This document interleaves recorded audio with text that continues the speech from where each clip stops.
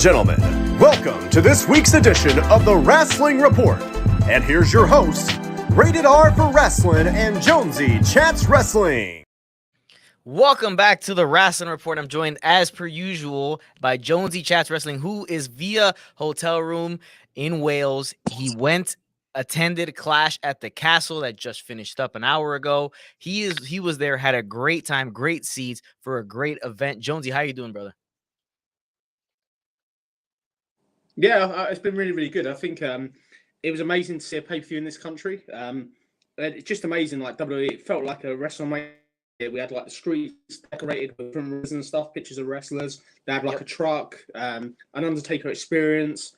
It felt like a bit like an American football type match, soccer matchy atmosphere. It was like a party atmosphere, and it just felt huge. It felt like it didn't feel like an ordinary September pay-per-view, if that makes sense. It just felt like they were going for something kind of big here. Well, it felt WrestleMania-esque, I think. I would have to assume with all the stuff they had, the hoopla going around the event. Yeah, I would assume so. So we'll start it off. We'll start it off and get right into it. Clash at the Castle. You were there live and in living color. First match, pre-show, Madcap Moss, Street Profits versus Theory, Austin Theory in the Alpha Academy, the kickoff show. Madcap Moss and Street Profits get the win. Halfway decent match. What do you think about it live? Yeah, it was all right. We had no idea this match was happening until I got a message from Steve from SW said this match is happening. There was no sort of pre-show panel or anything like on this pay-per-view, so they randomly came up. It was a really good match. It made sense. People went over, didn't do anything to solidify Austin Theory. Chad Gable was over, like the shush chants throughout the arena.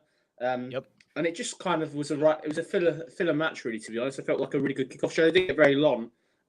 What I noticed really, which is quite interesting, is we didn't see anything like at all. Like there was no sort of did you only backstage? You're just sitting there waiting for it to kind of start the match, which is a bit unusual.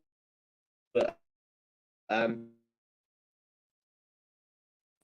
did see Theory pick up the win and to the brief to go over to be, if that makes sense. Yeah. Next match on the show was Bianca Belaire, Asuka, Alexa Bliss versus Damage Control team of Bayley, Io Sky, and Dakota Kai. Damage Control gets the win. I thought it was a good match, very good, solid match, but I felt like it lost steam because of the stuff that happened during the tag team tournament. We had Raquel and Aaliyah win those titles, so it didn't. I felt like it took steam off this match. But even with that, I thought it was a good match, though.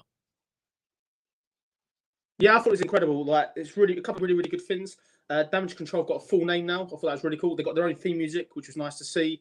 And yeah, it's just amazing how over Bayley was. Bayley was the most over component in this match. She got loads of chants. Crowd were really into her.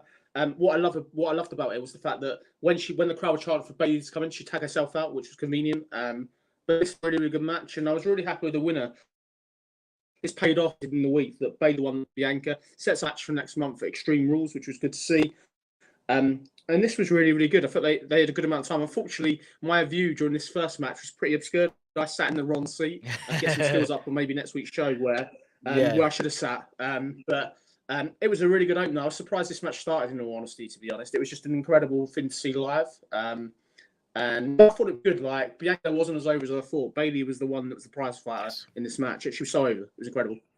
Well, amazingly, Bayley has been really over with the UK crowd for a while since her NXT days. I remember seeing her at certain NXT shows during the WrestleMania weekends that I've attended, and all the UK guys, fans love Bayley. They always do the song. They always sing for Bayley. So she's super over, especially over there. Shout out to Bayley for actually tagging herself out during those spots because she is the heel and not to kind of take over the match. Smart by her to do that. Numenco in the chat. Numenco, as per usual, always with us. Thank you, Numenco, for joining us. What's up, man? What you think of the event? Did you like Clash at the Castle? Let us know.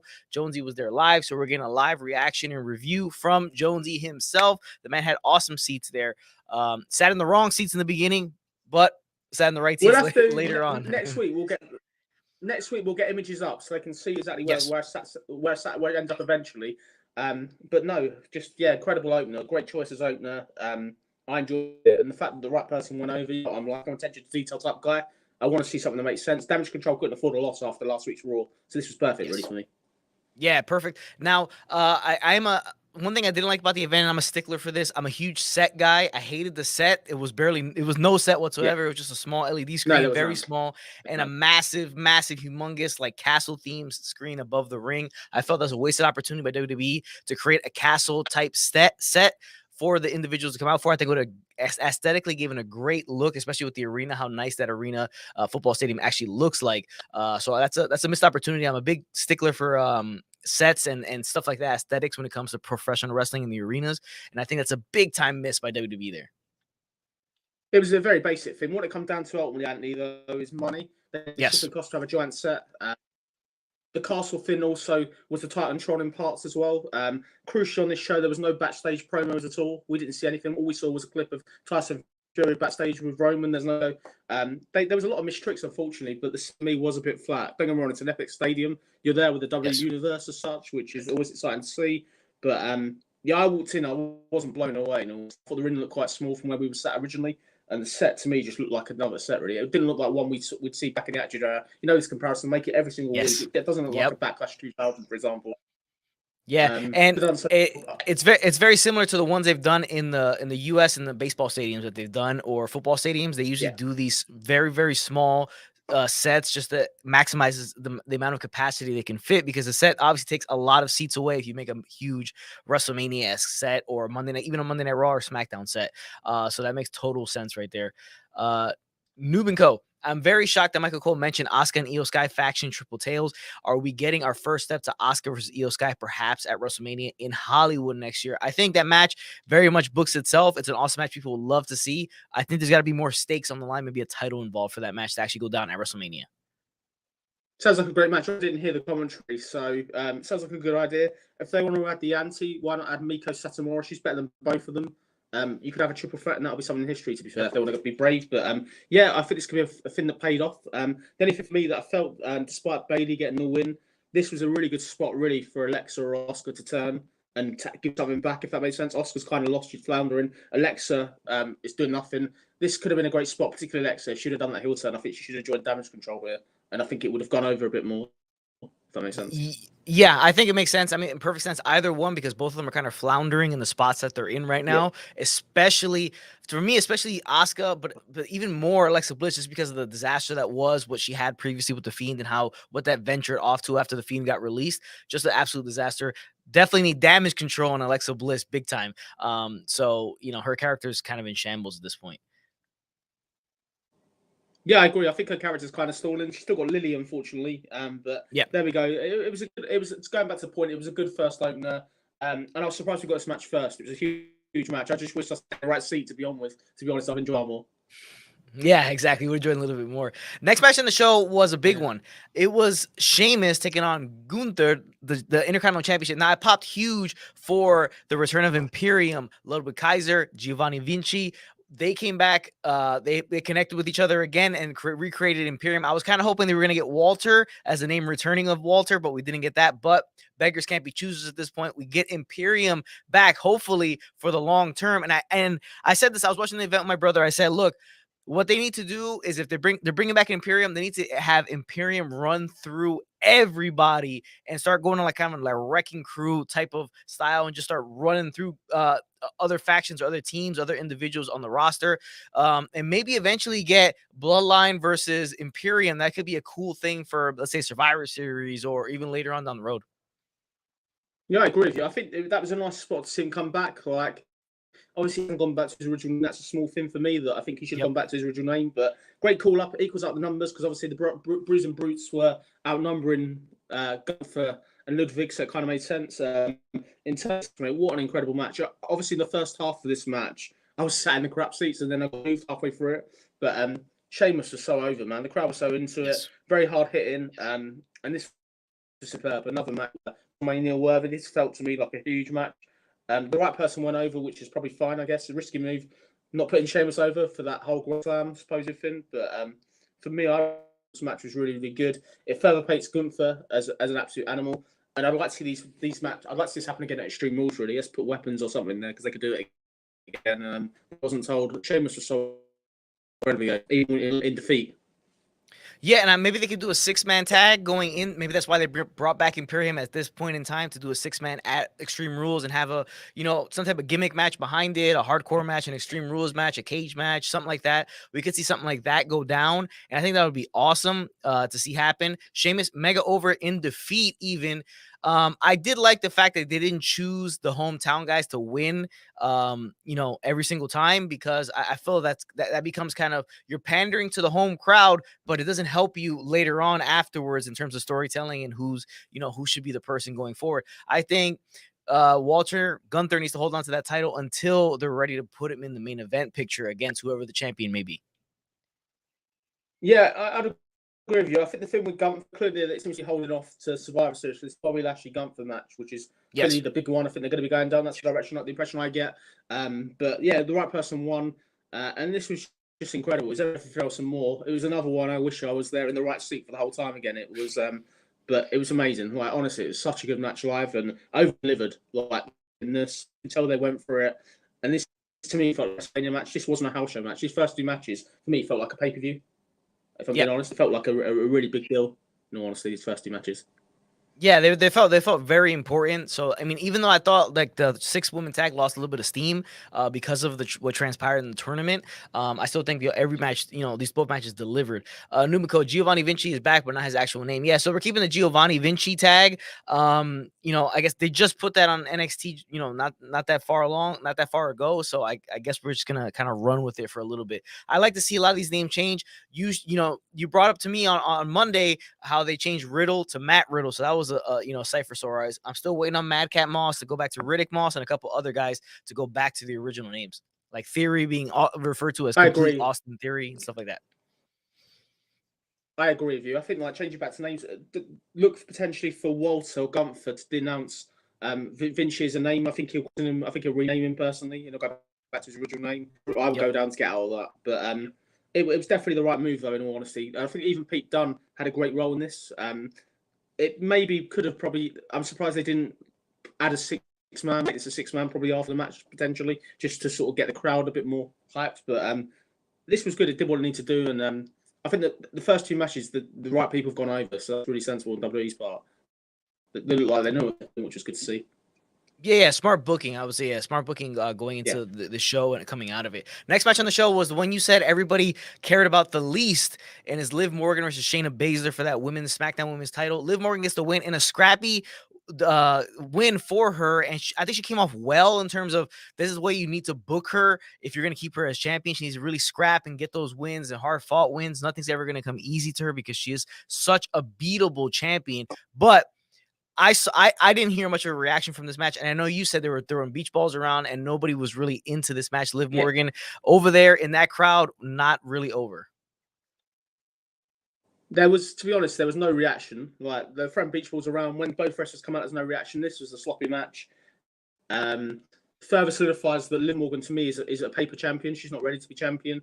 They need to get the belt as soon as possible off her. Like, she was just totally utterly flat, really, in all honesty. This match didn't do anything at the end of the match, and then she's crying. I don't know if that's picked up on camera. She started crying again temporarily. And for me, this didn't work. So I'm a massive fan of, and seeing her in person, it just didn't connect for me compared to the six-person tag we saw earlier in the night. This to me felt like a Sunday Night Heat match or a WWF Superstars type match. It was totally unimportant. And this women's title, you got so many good women wrestlers in WWE and NXT. You need to be getting somebody more over than Liv Morgan to me. For me, we missed an opportunity here. There was the fact there was no Ronda Rousey in any capacity. That was a big loss here.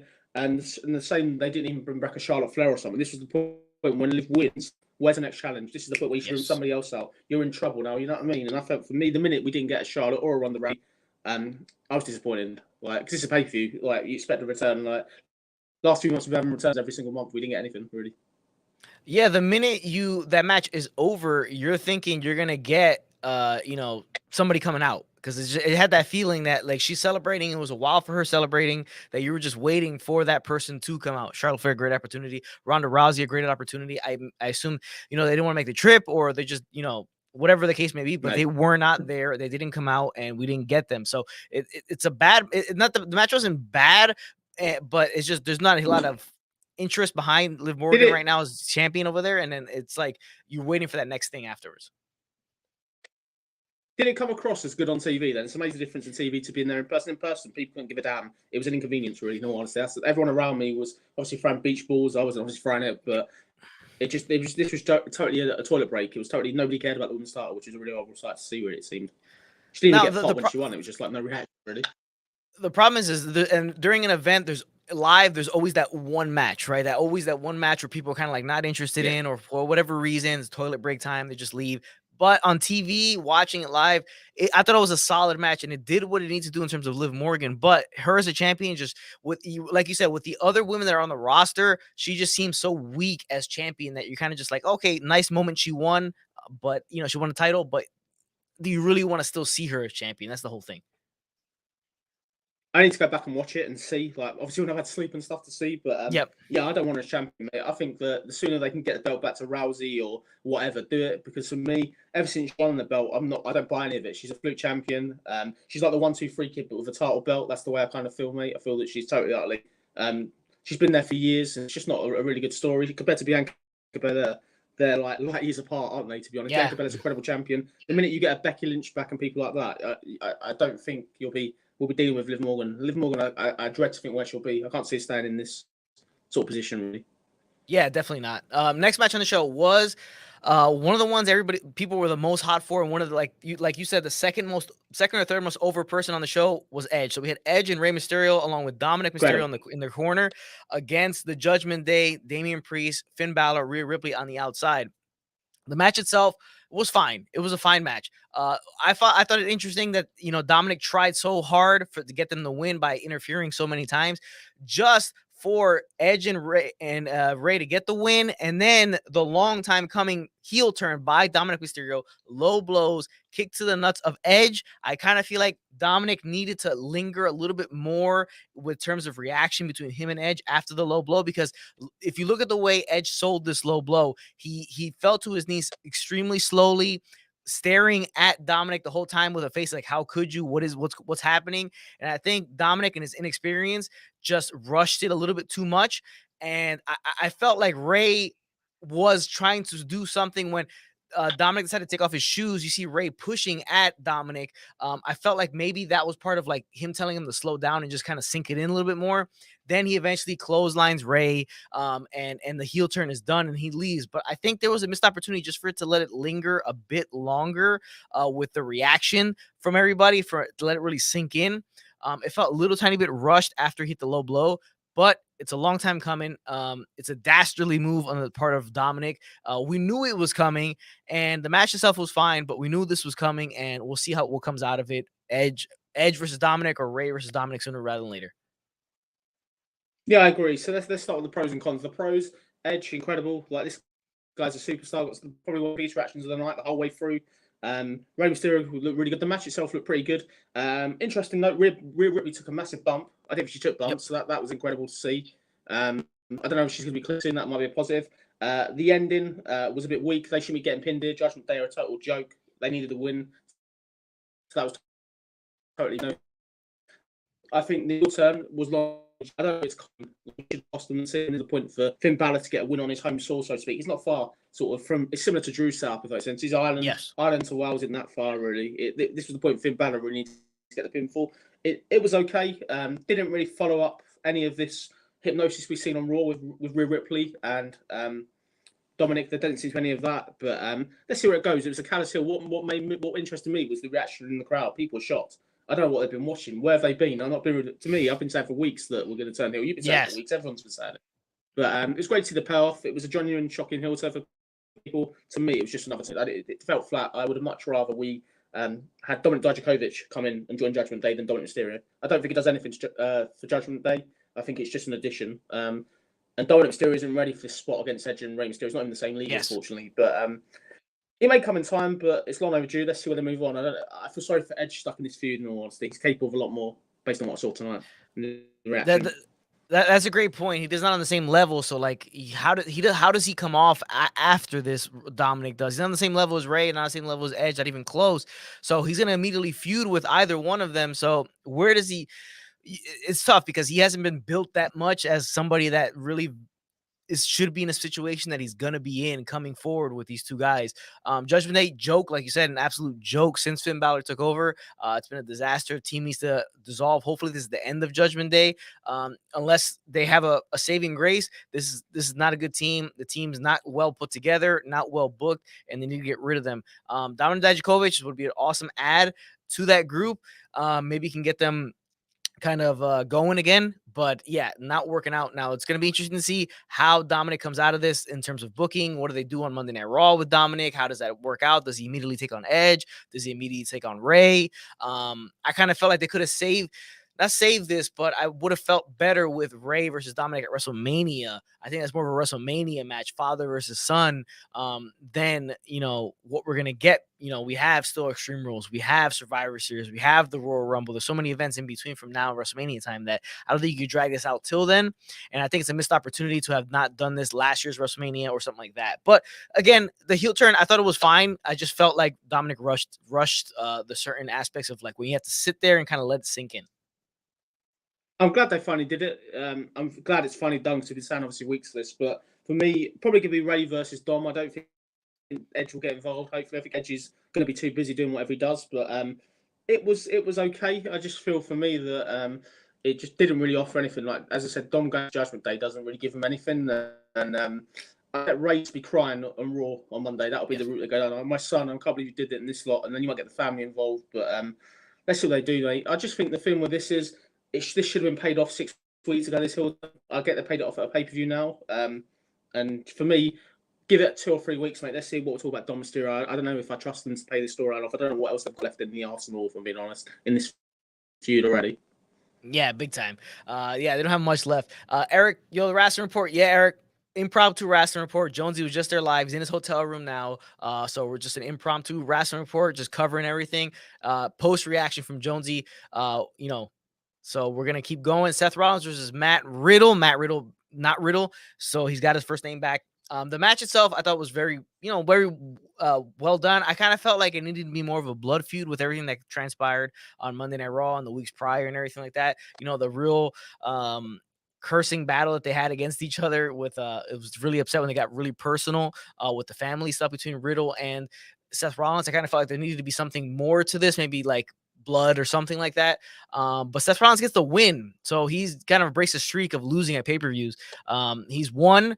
Where does the feud go from here? Overall, I thought it was a good match, though. Yeah, I thought it was a very good match. Seth Rollins really, really over the crowd. Absolutely fantastic. These two had a really good match, very well hard hitting. Didn't really follow on with what we've seen on Raw. There was none of that blood, as you said, which I felt was missing. It wasn't like they couldn't be contained in the ring, which is probably a missing thing. Me, I thought we were going to get like a Extreme Rules match probably at the pay-per-month, but Steph winning here doesn't really leave me needing to see this match again, in all honesty. But the end of the match, I don't know if it's picked up on camera. Riddle looked pretty angry. He looked like he wanted some sort of revenge. So I think this is going to carry on next month. But it was just okay, really. There wasn't really too much to it, to be honest. It did what it needed to do, and the right person won. I think Seth had to win it, for them to do a rematch next month. If I'm being honest. Yeah, that seems like all signs lead to it happening at Extreme Rules again, maybe, and obviously a stipulation match. I'm hoping something more fitting for the feud that the way it's been built, because a regular match doesn't really fit the feud the way it's been built. It's very personal. So I think, they got to really change that up. Now, next match was the main event of the evening. The Undisputed Universal Champion, Roman Reigns, coming out by himself with no bloodline associated at that point with him coming out and against Drew McIntyre. You have the hometown guy, basically, Drew McIntyre, massively over, huge pop for him to come out. Everybody's wondering, is this the time you give the title to him because he's in his hometown crowd? So the match I thought was very, well done, similar to their Survivor Series match. I think Survivor Series match was a bit better, but this match was very well put together. A lot of false finishes. I'm not a huge fan of everybody kicking out of everybody's finisher, but that's what we got here. We got a lot of that. We had at one point Austin Theory coming out looking like he was going to cash in Money in the Bank, gets knocked out by Tyson Fury, who was ringside.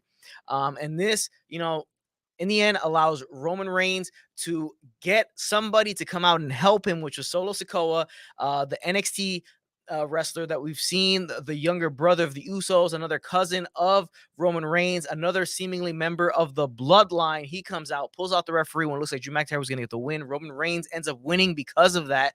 I thought it was very well done by adding him as another member of the bloodline. The bloodline only gets stronger. I didn't think this was the right spot for McIntyre to win. I don't think he's at the level at both abroad and at home over here in the States to be that guy, because again, if you just would have done it to pander to the hometown crowd, where does it leave you after? I don't think it would have been a good look if you would have won, because he just hadn't been built to that level yet to beat Roman Reigns. But we'll see how the bloodline gets even stronger, because now they have, is it Roman, and it's now 4 other individuals along with Roman. So it continues to grow and grow and grow, and we'll see if Naomi gets thrown in the fold. But I thought it was well done. The ending was a little bit weird with Tyson Fury coming out, shaking Roman's hand, and then singing with Drew McIntyre, saying everybody was proud of him. I thought it was a bit odd, but it was what it was. Yes, let's break it down. So the main event, fantastic main event. Unreal amount of kickouts. Roman had so much heel heat. This guy's incredible. Like, he had to grab the microphone, and he was just incredible. He actually got a very brave move not to give the belt to Drew. Drew was so over here. The whole build in this country has been Drew's winning the belt. All the videos from months have been Drew's winning the belt. For me, it was okay. A couple of pros and cons of it. I think the finish was clever. It's inventive. Where I have a slight problem with this is we had Karen Cross there at ringside. He throws a drink. That's a total waste of time. I don't get why he's come over to throw a drink. He's going to face Drew next month. He should have done something there. Tyson Fury was basically a spare part. He was only there for the Austin Theory thing, which to me didn't really. You're making Austin Theory look like a total joke. This guy with the briefcase can't get the job done. When he does cash in now, it's going to be comedic, if that makes sense. Yes. You don't want to make the briefcase comedic. It's one of your routes to make somebody credible for the title. And I thought, for me, brave finish. I think for me, I was gutted that Drew didn't win this. I'm sick of Roman as champion here. Not just saying that being the UK. And I think the problem with it is where we go next. This was the point now where Drew on SmackDown took out four the bloodline. Yet he's taken out by Sikoa on his own. You know what I mean? It's a bit unrealistic. And it's just, where do we go with Roman next? I don't know what we can do. That's the thing. I think this was the point we got to take him out. And I thought Sikoa was all right. It wasn't a bad placement. And I think it's a great point to put him in there, but it's a very big spot for somebody that's not that well known. I think if they were sensible, Mars Percy should attack Drew, and it should have been kept a secret for a while. Build up for a couple of weeks if he'll attack me, and then you could do that reveal. But it was a fishy finish. I thought Roman would retain. The fans were unhappy. Fans were booing. Like, we left kind of as soon as that happened to get out, basically. But fans are as a fan because they were just peed off of it. They felt that sort of it was underwhelming, really. You've been building everyone up that Drew's going to get the belt. A lot of people are just frustrated with Roman, really, mate. This is a guy that beats everybody. He hasn't lost for 2 years. It's not like you've got people that are going to take the belt off him now. I don't know what you thought about. Obviously, you're in America. He's a home hero for you, so to speak. I think I think for here they're in trouble. Like, I don't really get where we go now. I think I have no idea. I don't know how they're going to get a belt off Roman now. But what's your thoughts? Yeah, it's self-inflicted, like we've been saying for a while. I mean, I know some people don't like Roman's reign. I think they just need to, like, some people think he get the belt off of him. It's been too long. He beats everybody. But the fact is, they just haven't built anybody that plays both sides, meaning, like, he plays well over here, then he plays well over there abroad. So that's the whole thing. I just don't think he has been built to that level where he's the guy who would take off the title. They just can't seem to find anybody. And I think at this point, they've booked themselves into a spot where no matter who they have beat them, it's really not going to hit well. And it's going to take a while for it. May not even be the person that beats them that gets over. Maybe the person that beats the person that beat Roman that gets over eventually. I think they just put themselves in a spot that they really can't. They really don't know what to do with who needs to be the guy to beat this guy, take the title off him, and run with the title and make everybody forget about the 2-year run that Roman was on. It's a tough situation they put themselves in. I'm a huge Roman Reigns fan. Yeah, I like Drew a lot as well. I just think Drew, pre his feud with Bobby Lashley, would have been the guy to beat Roman if that was taking place now. I agree with your points you made, but let's bear in mind that they didn't do this match for 6 months. Purposes build you up to get the big moment. Yeah. And I think the issue with it is you just create Roman as a guy that can't get the job done on his own. There's no bloodline yet that you've added to the bloodline.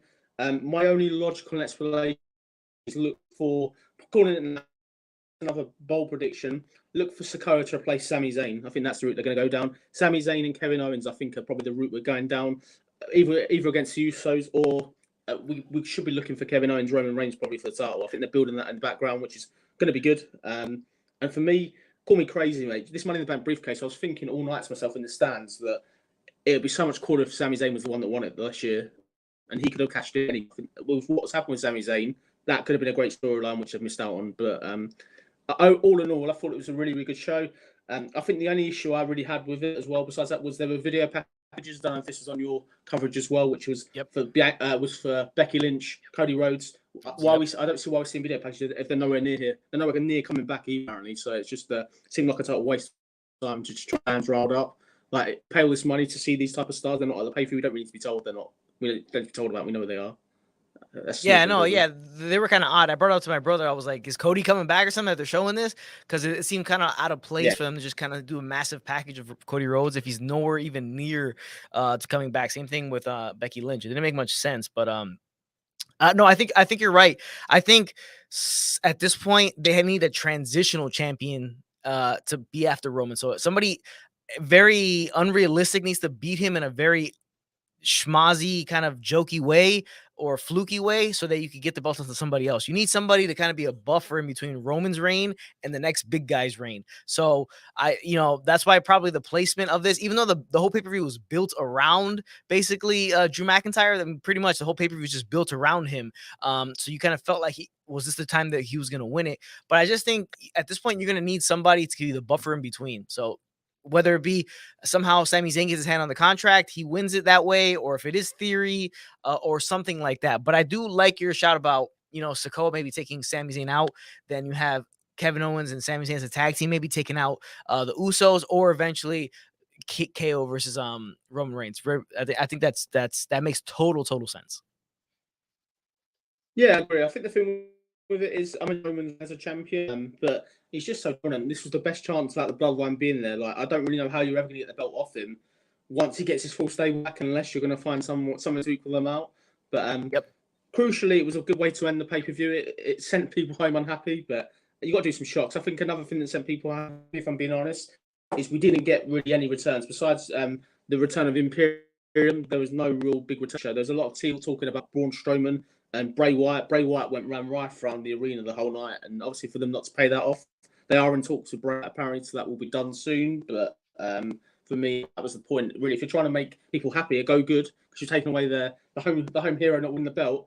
Bray Wyatt is the spot you really should have done. The Bray Wyatt Roman thing have got a history. Cost Roman the belt. Roman cost the Fiend the belt in the first place. It's an easy thing to do. I'm a bit annoyed they didn't give us anything. I get the feeling we're going to get Braun Strowman on Raw on Monday. That's obviously kind of everywhere at the moment. I don't get why you wouldn't. Yet he didn't give us anything on this pay-per-view, really, besides Tyson Fury, which is a part-timer. It's not really anything big, in all honesty. But the matches themselves were all right. It just felt to me that a house show, more a house show's pay-per-view. We had a couple of great moments where the first two matches, they were incredible. The main event was incredible. But none of it, to me, felt that it was WrestleMania or SummerSlam worthy. If I'm being honest, SummerSlam seemed a much better show. Like watching at home, in all honesty. None of it really changed the landscape of things. So that's one of the things you kind of gauge this as, is like, it didn't really change much of the landscape of WWE going forward after this post Clash of the Castle. The landscape hasn't really changed much. Eric in the chat, I feel like this feud with Rollins versus Riddle put Riddle on the map, key, and hopefully the start of a promising and upcoming star. Yeah, I think he's already getting to that point where you could consider him as a guy who could, have a title match for the world title or something like that. I thought Tyson Theory was going to take out Drew. I thought that as well after he shook the hand of Roman and then attacked Roman. I thought he was going to take out Drew, but I mean, that the crowd probably would have hated that even more.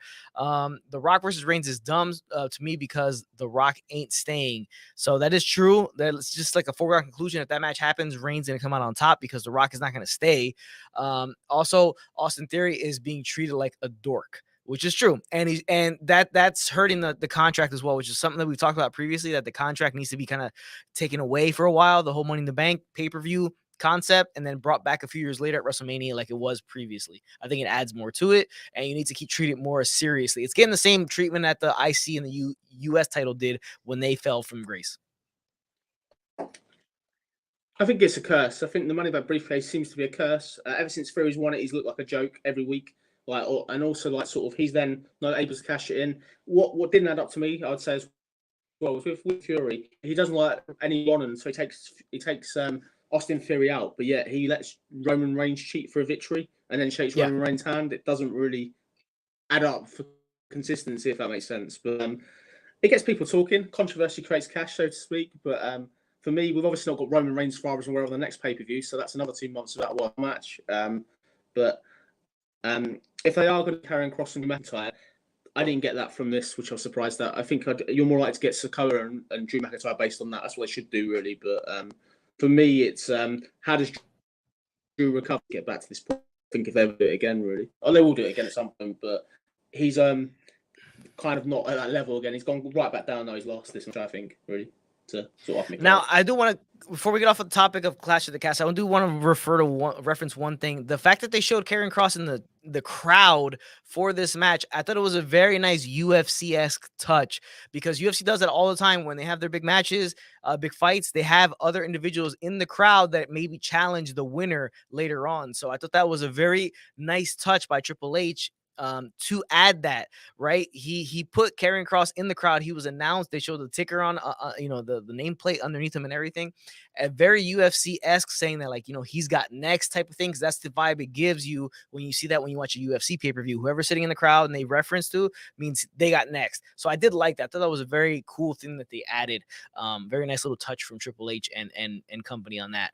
All right, so before we finish this stream up, I want to do quickly.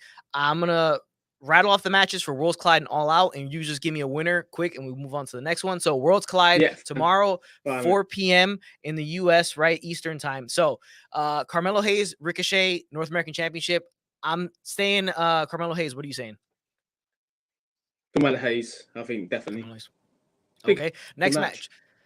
Creed Brothers versus Brooks Jensen and Josh Briggs versus Gallus. So it's unification for the NXT titles and the NXT UK tag team titles. Who do you got in this one? I'm taking the Creed Brothers on this. Who do you got?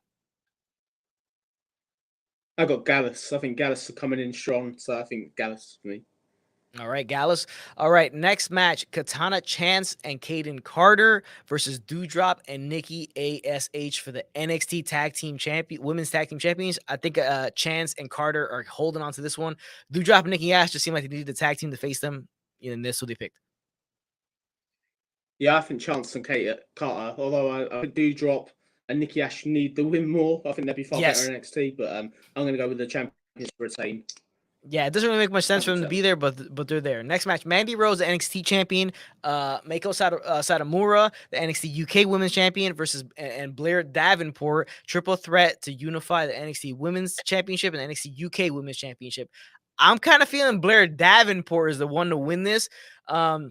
She did have a promo on NXT, and Rhea Ripley came out. So I kind of feel like, her not being the champion and her being thrown into this match as triple threat, I think, she comes out on top.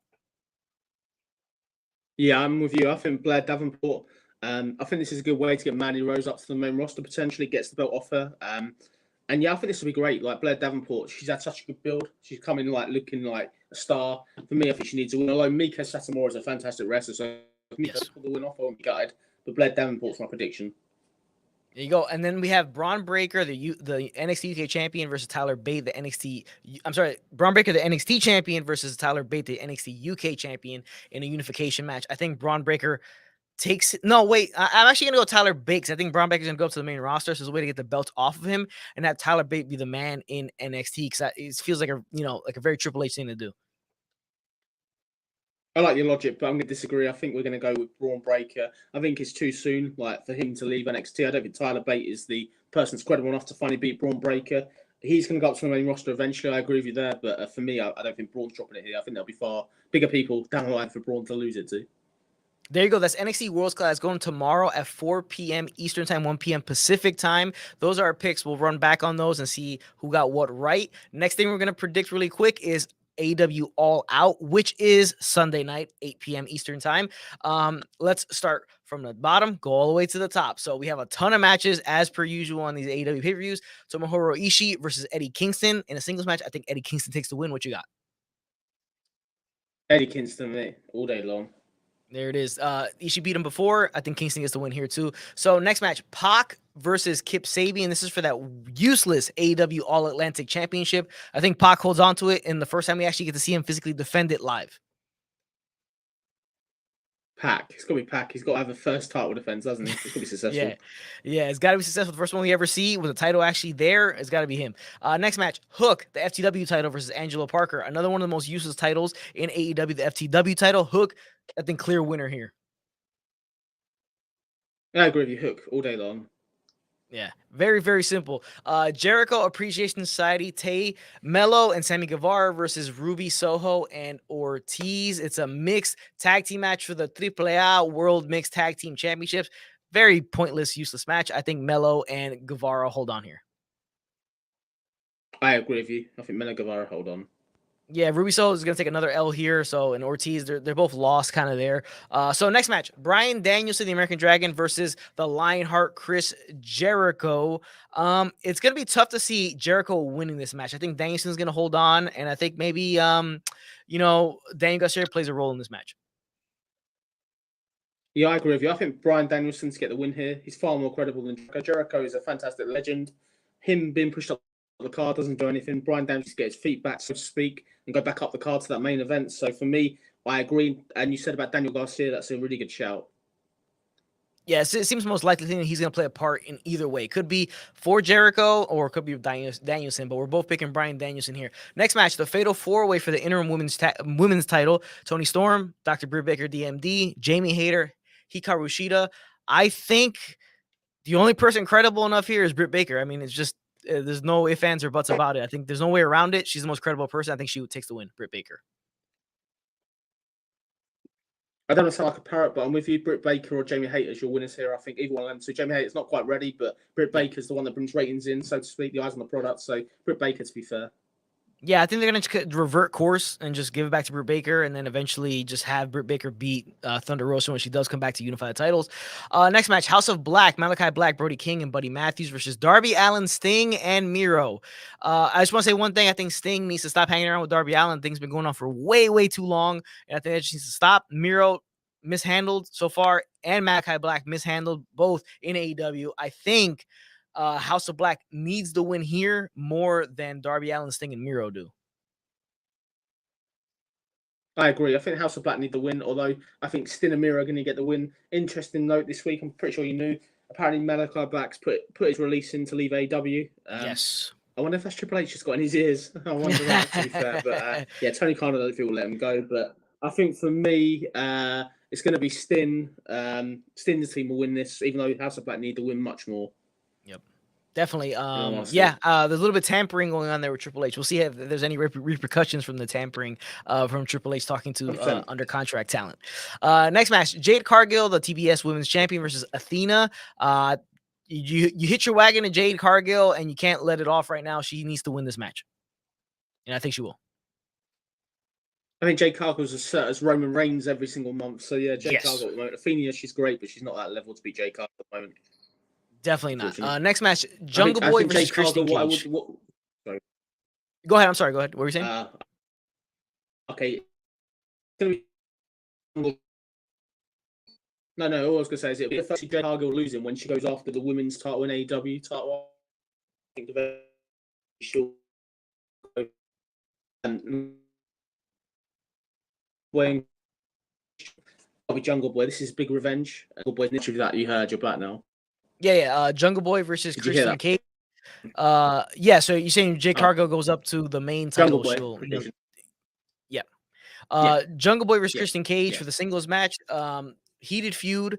Jungle Boy, I think it's pretty obvious he's going to get the win here because if there was monthly pay-per-views in AEW, I think Christian would get the win here and then run it back for Jungle Boy to get the revenge. But since there's so much time in between pay-per-views, I think we're going to get Jungle Boy beating Christian Cage here. I agree. Jungle Boy will get the win.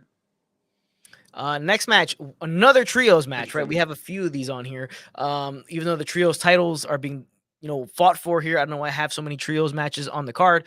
Wardlow and FTR versus Jay Lethal and the Motor City Machine Guns. I think Wardlow and FTR win this match, and I think it's not going to be that great of a contest either.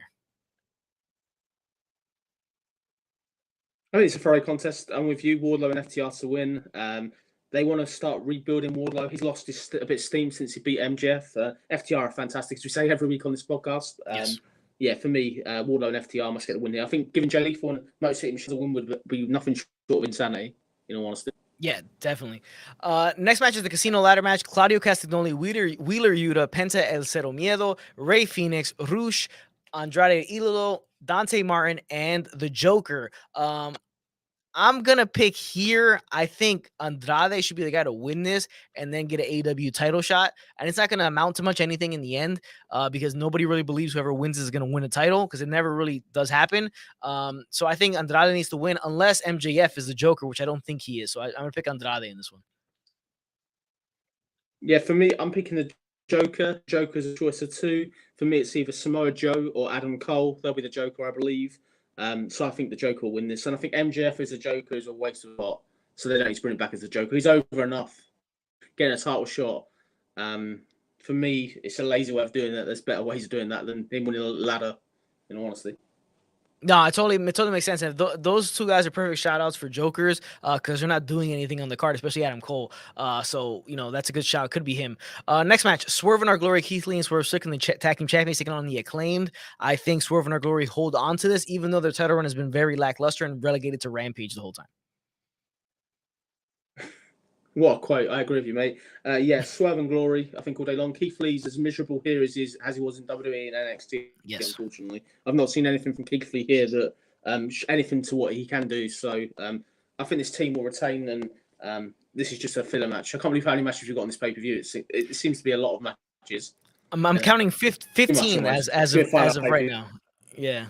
Oh my God, horrendous. These AEW pay-per-views have been very, very long, and they need to cut them down. They have too many matches. I think they need to add 1 or 2 more pay-per-views a year to mitigate this because it's too much. But yeah, if we'll see if Malachi Black, if he leaves, then the floodgates may open, and maybe Keith Lee's one of those guys who asks for his release. We'll see what happens. Next match, Ricky Starks versus Powerhouse Hobbs. I think it's pretty obvious that Ricky Starks is going to win here. With the storyline has been played up with Ricky Starks getting emotional in his promos and being very fired up about this. I think Ricky Starks is the guy to win this match. I agree. Ricky Starks to win here. He has to get his revenge. I think this is the place to do it. Big time. Next match is the finals for the inaugural Trios World Championship. They're adding yet another title to AEW, and this is the one we got here. And I think our third Trios match of the night.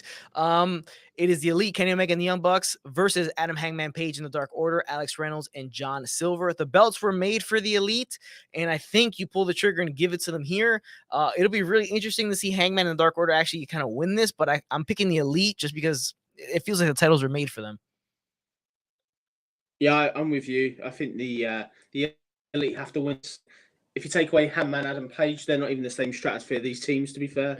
This will be a good match. It's all about the Young Guns and Adam Page, that sort of relationship with them begging him to join them. And yeah, this should be a fun match. Like, if they want to be controversial, they could join turn Adam Page heel here and have him join. But I don't think they're going to do that. But the Young Bucks and Kenny Omega will get the win here. Should be an okay match. I don't think their match they had on Dynamite against Aussie Open and Will Ospreay, yes. But I think this would be an okay match, to be fair. Yeah, I think we're pretty solid. I think they should have picked Orange Cassidy and the Best Friends instead to face them in the final, but it is what it is. Yeah. They don't seem they're ever going to have anything important to do in a while. Next match, main event, Jon Moxley, the champion, versus CM Punk, no longer champion after getting squashed a week ago on Dynamite. So I think Moxley has to hold on here because what was the point of squashing him if you're just going to have Punk win the belt? The pay-per-view makes no sense to me, but it wouldn't surprise me if AEW pulled the trigger on that and kind of did no nonsense booking. But maybe MJF plays a part in here. I don't know, but if I'm just assuming he won't, I'm picking Jon Moxley. Okay, I'm going to CM Punk. I know it makes no sense off based on last week. CM Punk to win this. His leg will be miraculously healed. Obviously got Mr. Miyagi doing some magic sponge or something probably, but he'll be fixed. Look for MJF to come back at the end of this match in some capacity. If they were really clever, this is a CM Punk heel capacity. I would love him to align with MJF, and then I'd love to see CM Punk attack Ace Steel and just say that Ace Steel's holding you back, basically, and that's the route they'll go down. But for me, CM Punk to win this, if he loses this, why have they done this match? That's the thing. I think it's where does he go? This will make him look a total joke. And for me, if he loses, maybe he'll then have that feud with MJF for the 10th time. But he's not going into it in good momentum, but we'll see. I think the only way they can try to explain it if he does lose is my luck only started running out when I lost to you, or when I last faced you. Even I guess that's the only thing they can do that. But for me, heel turn is overdue. People are bored of CM Punk, so he needs to turn heel. I think it's quite. It would be interesting. It would be interesting because it doesn't. A lot of it doesn't make. They booked themselves a really weird corner where nothing they're really gonna do makes a lot of sense. If Moxley wins, what was the point of this match, anyways? If Punk wins, what was the point of the squash? And then if he turns heel, what's the point of Ace Steel and that whole impassionate promo in Chicago? it's just a bunch of weird stuff. So I don't think there's a good ending to any situation that could happen unless you surprise the hell out of us with this main event. But we'll see what happens. I mean, All Out's gonna be a long one, so be prepared to watch Worlds Collide and then All Out and be extremely exhausted at the end, as Jonesy is right now after the long day he's had today. But that's the Rasslin Report. We appreciate you guys for tuning into this impromptu episode of the Rasslin Report with me and Jonesy live right after watching Clash of the Castle live. We'll get some stills and stuff of his view from the event next week on the episode, next week's episode of the Rasslin Report. Jonesy, any last words? Yeah, one last word, one last big story to end the show. This is controversial. I know you like this, Anthony. So obviously Nick Khan did such a great job of releasing everybody. Are we due another impending meltdown? So not only if he brings back Braun Strowman and Bray Wyatt, that's going to be a total of like nearly $4.5 million. They're going to be spending on wages. Are we going back to where we were before, and what's the consequences of that? For me, I'm looking for something's going to happen. I think there's going to be some sort of meltdown quite soon. Obviously, they were preparing for a sale. Nick Khan can't be too happy with Triple H bringing all these wrestlers back that they've got rid of on high contracts. So, what do you think of that? And I think it's something that may blow up later this year, unfortunately. I hope. Well, every cause has its effect, so that could be down the pipeline if they see. Well, it all depends on how much money they're bringing in. If they're bringing all these guys and they're making more money than they were before, I think they'll be fine. But if things stay par for the course and they're just not making the money they think they should with how much they're paying these guys, yeah, there could be a meltdown coming down the road. It's gonna be interesting. Hopefully they're good negotiators and they don't pay them as much as they probably want. That's the only way you can kind of get around it. Either you make more money or they take or they make less money or they take less money. So in their contract, so it's gonna be really interesting. It really is. I think it's just a shame, really. Like, I'm glad that people have got their jobs back, but why release them in the first place unless you want them to take a pay cut? It just seems to be total counterproductive. And obviously, Braun coming back next week, they don't really need him. What is he going to do? Yes. You know what I mean? That's kind of the last thing. Look for a prediction. I will throw out one last big prediction because I'm extremely tired today. So, last prediction is maybe lack of sleep with speaking. Look for Braun Strowman to start a feud with Bobby Lashley, if I'm calling that now. That's my big prediction for the week. But we'll see if I'm right or wrong. Hopefully, he's not near the world title. He obviously won't be. Roman's not going to be there for a while. But yeah, thank you for having me, mate. It's been a great stream. I'm looking forward to catching up with you again next week when I've had some more sleep. Anyway. There, of course, you heard it here first. Braun Strowman coming back, feuding with Bobby Lashley. We'll see if it happens. If he even shows up on Monday Night Raw, that's the rumor. Probably confirmed, but we'll see what happens. Appreciate Jonesy, as per usual, always joining me, especially with the lack of sleep that he has and the exhaustion after the long pay-per-view event that he was at. Hope you guys enjoyed the stream. Hope you guys enjoyed Clash of the Castle. Hope you enjoy Worlds Collide and All Out. And if you're able to make it through all that, make sure you tune in next week for the Rasslin Report. Should be our normal scheduled time that we've been doing. Hopefully, it's probably gonna be Saturday. I'm out. Next Saturday, I'm totally out. So it'll be Sunday next week. Okay, we got Sunday, so we'll try to make it Sunday, but we'll let you guys know when that's gonna happen. Appreciate you guys for tuning in, and we'll catch you guys on the next one.